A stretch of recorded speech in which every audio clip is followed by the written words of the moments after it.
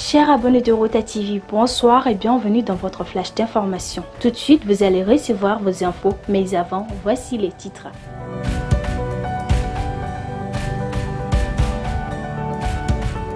Le règlement de compte des Maliens à l'ONU. Ensuite, pour la libération des soldats ivoiriens arrêtés au Mali, la CEDEAO décide d'envoyer à Bamako une mission de haut niveau composée des chefs d'État du Ghana, du Sénégal et du Togo. Après, en New York, le chef du gouvernement par intérim rencontre les Maliens de Washington. Juste après, le Niger a interdit le transit du pétrole malien sur son territoire.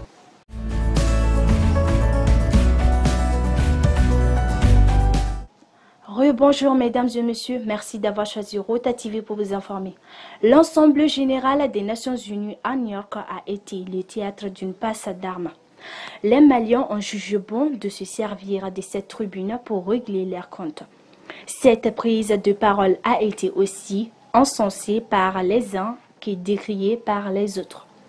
Dès le début de son discours, le Premier ministre par intérim, le colonel Abdoulaye Maïga, remplaçant de Choguel Kokala Maïga, est entré dans le dur et tout le monde en a pris pour son grade.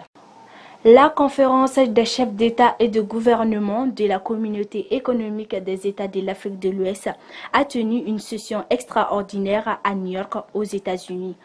En marge de l'Assemblée générale des Nations Unies, le 22 septembre 2022, sous la présidence de Umaru Sissoco Embalo, président de la République de la Guinée-Bissau et président de la conférence des chefs d'État et de gouvernement de la CEDEAO.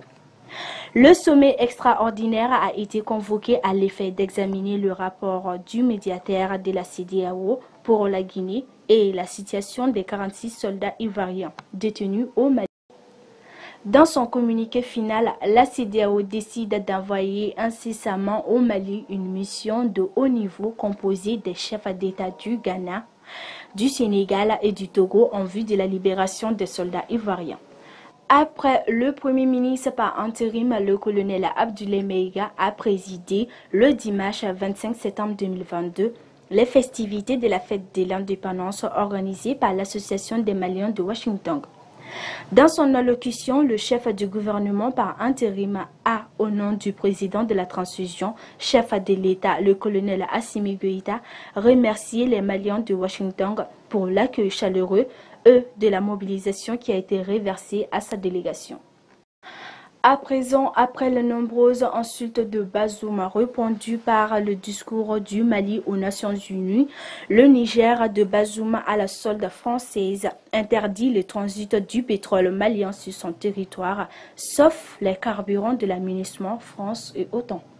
Et pour finir, le syndicat national des pharmaciens du Mali, Sinafarm, a à travers la direction du service social des armées, offert le dimanche 25 septembre 2022 un très important lot de médicaments et de vivres aux veuves des militaires et paramilitaires tombés sur le champ d'honneur. C'était à la DSSA en présence du directeur du service social des armées, le colonel-major Brima Samake, du vice-président du Conseil national de l'Ordre des pharmaciens, Dr Nazer El-Mehdi, représentant le président du Conseil national de l'Ordre des pharmaciens, du secrétaire général du Sinafarm, Dr Souhel Moulay Haïdara, et de plusieurs autres invités. Cette donation est composée de 100 sacs de riz de 50 kg, de 100 bidons d'huile et 5 litres et d'un important lot de produits pharmaceutiques destinés à la polyclinique des armées d'Ekati. Le coût total de ces dons est estimé à 14 millions de francs CFA.